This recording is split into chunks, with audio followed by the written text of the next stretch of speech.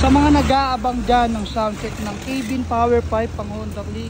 So ayan mga boss, may kinakabitan tayo ngayon ng Honda Click version 3. Dahil nga nabago yung elbow nito at yung kanyang tip, titignan natin ngayon mga boss kung ano na yung tunog nito. Okay mga boss, kabitan natin to. Kaya na itsura ng kanyang elbow mga boss. Sigurado hindi na to sasabit sa ayan, pinabago na natin yan. High mount pa rin yung kanyang canister. Mag-aabit din pala tayo dito ng OEM tie-rubber. Ayan na mga boss yung itsura niya. Ayan o, layo na mga boss, sigurado. Yung elbow na ito hindi natatama sa hams. Ang laki pa ng kanyang ground clearance mga boss. Hindi kagaya ng unang release ng Cabin Click, di ba? Medyo ano kasi yun, iba kasi yung curve nun. Iba yung style ng elbow nun mga boss. So ano pang hinihintay natin mga boss? Soundcheck na natin to.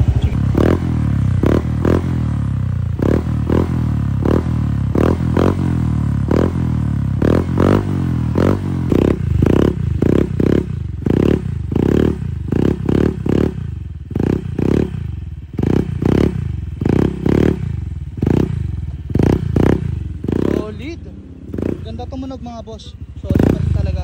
Ngayon naman mga bossing ay ite-test drive natin to.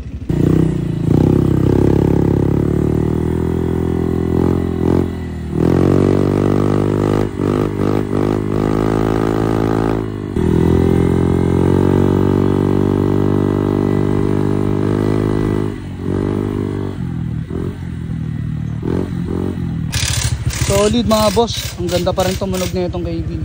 All goods mga boss, safe to sa mga checkpoint, pati sa LTO. Street legal kung tawagin mga boss. At plug and play lang yan, wala kayong dapat igabahala.